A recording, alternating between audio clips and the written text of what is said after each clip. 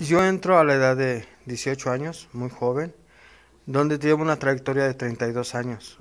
Mi oficio, mi trabajo es por herencia. Mi padre fue el primer criminalista en el estado de Jalisco. Resulta que al fallecer me ceden su lugar y de esa forma yo empiezo ya con mi carrera actual y me fui desarrollando tanto como persona como en el trabajo que realizo. Mi primer oficio fue criminalista de campo. Aquí, en aquellos tiempos, existía mucho lo que viene siendo, éramos todólogos.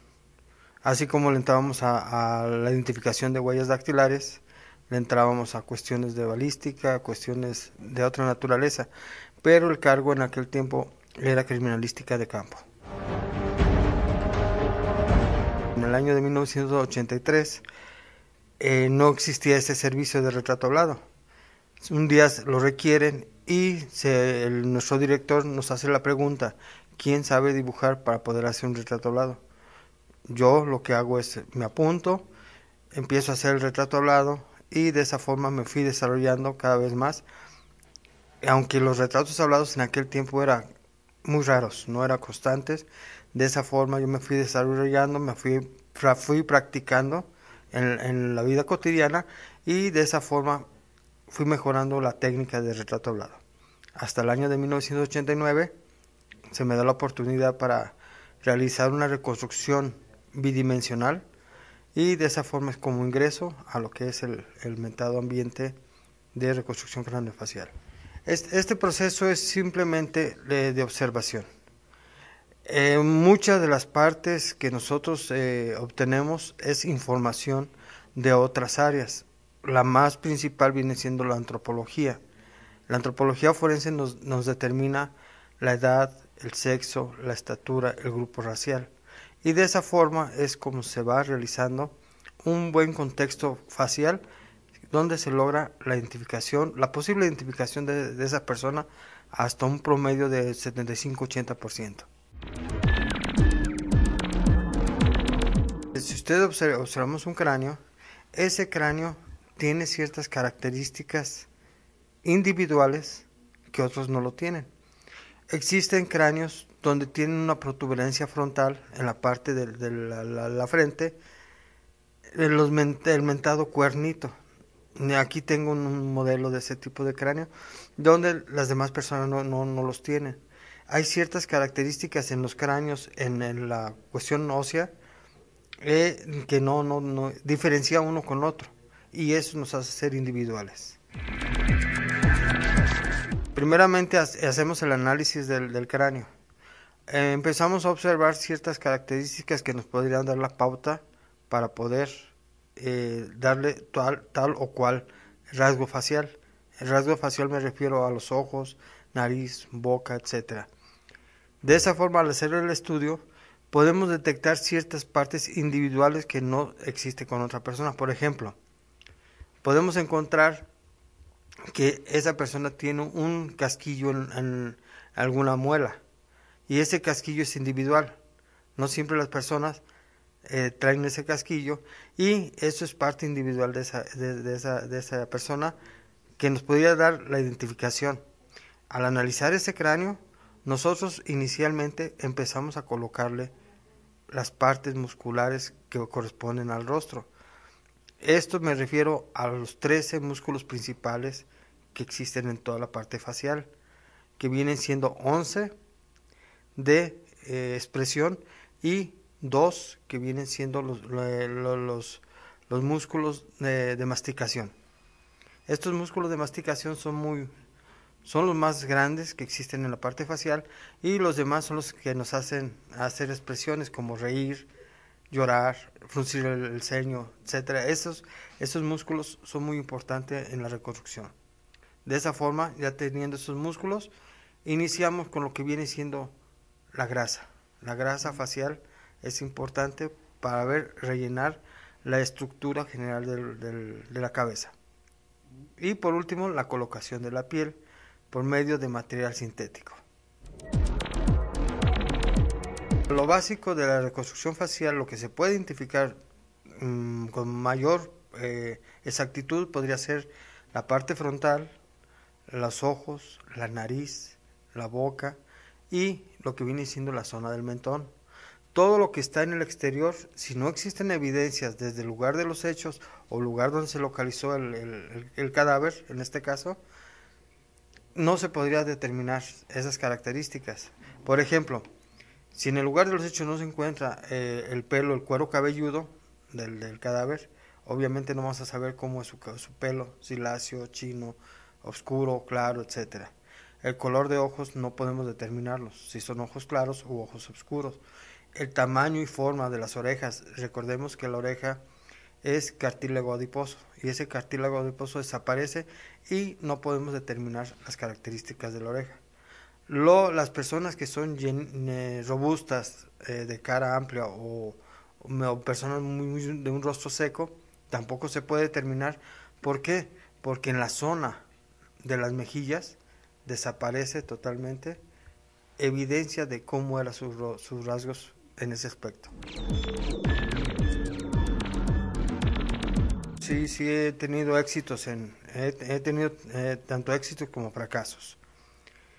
Aquí lo que pasa es lo siguiente: la reconstrucción facial es es una forma de identificación que es en auxilio del ADN, de la identificación de esa persona. Sin embargo, el ADN es el que da con certeza si es o no es. Para ello, nosotros ya estamos adelantando en cierta forma, auxiliando a esta área para poder identificar a esa persona. Y he tenido reconstrucciones faciales que me han dado la satisfacción de que sí tiene parecido. Y eso se hace a base de un estudio. Ese estudio se le llama fotomontaje. El fotomontaje o sobreposición, fotografía, cráneo, radiografía, cráneo, odontograma con la parte dental del cadáver, son partes definidas que se hacen con fotomontaje. Y eso ya nos da la pauta si hay características. Yo tengo la habilidad de poder hacer ese tipo de actividad del fotomontaje y me ha dado mucho resultado. Es cuando yo ya digo, sí se trata de la misma persona o tiene mucha proximidad.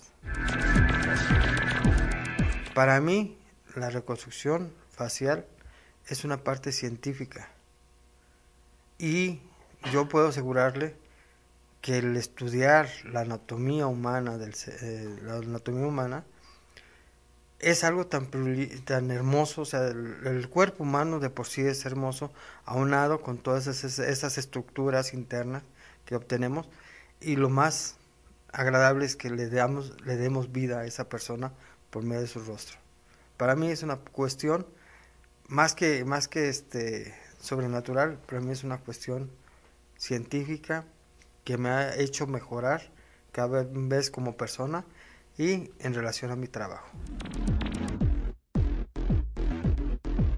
Nosotros, primeramente, la solicitud de la reconstrucción facial es a solicitud del Ministerio Público. Si el Ministerio Público no nos da esa autorización, nosotros no hacemos el trabajo de reconstrucción. Sin embargo, desde ahí nace la inquietud de darle lo más posible de parecido para que se pueda identificar. Llega el momento en que nosotros entregamos nuestro dictamen, que viene siendo una especie de imágenes de la reconstrucción facial tridimensional, y de esa forma es cuando el Ministerio Público las coloca en un lugar adecuado y empiezan las personas a murmurar sobre esa imagen. Se parece a fulanito y ahorita anda desaparecido. Se acercan los familiares al servicio médico forense o al lugar donde pueden identificarlos a Procuraduría, y es donde nosotros les mostramos la reconstrucción facial. Ellos ya determinan, ¿sabes qué? Sí se parece, pero házmelo más gordito, házmelo de pelo más lacio, más ondulado, etcétera. Los cambios externos nos lo da él, pero lo básico es lo interno. Y es donde nos dan las evidencias que nos indican que así era esa persona, como las fotografías, radiografías, odontogramas, etcétera. Yo cuando inicié en el año de 1989 a hacer las reconstrucciones faciales, tenía una reconstrucción allá cada 6 meses, 1 o 2 por año. Ahorita ya andamos en un promedio entre 2 y 3 por mes. Es un promedio. Hay veces no nos llega ninguna, pero al siguiente mes nos llegan de más. Es variado. Y en los últimos años sí nos ha llegado más trabajo con respecto a la reconstrucción facial. Estoy hablando de 4 años para acá más o menos ha aumentado el trabajo con respecto a la reconstrucción facial. La tecnología, tenemos programas en tercera dimensión que nos ayudan a realizar la reconstrucción facial en 3D. Esos programas, a mi punto de vista, siguen siendo auxiliares. ¿Por qué? Porque no es lo mismo ver en un plano, aunque sean con movimientos, las personas quieren ver algo físico. Y la reconstrucción facial a la antigua, que viene siendo en escultura, les da más semejanzas de una persona que fuera en computadora. Pero no se descarta la computadora. Para mí es muy importante, pero sigue siendo un auxiliar. Es un auxiliar que nos ha apoyado mucho en este aspecto.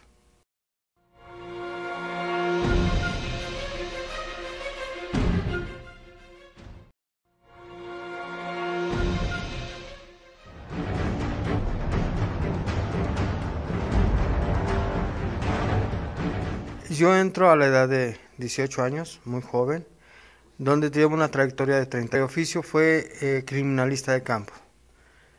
Aquí, en aquellos tiempos, existía mucho lo que viene siendo, éramos todólogos. Así como le entrábamos a la identificación de huellas dactilares, le entrábamos a cuestiones de balística, cuestiones de otra naturaleza, pero el cargo en aquel tiempo era criminalística de campo. En el año de 1983, 32 años, mi oficio, mi trabajo es por herencia. Mi padre fue el primer criminalista en el estado de Jalisco. Resulta que al fallecer me ceden su lugar y de esa forma yo empiezo ya con mi carrera actual y me fui desarrollando tanto como persona como en el trabajo que realizo. Mi primer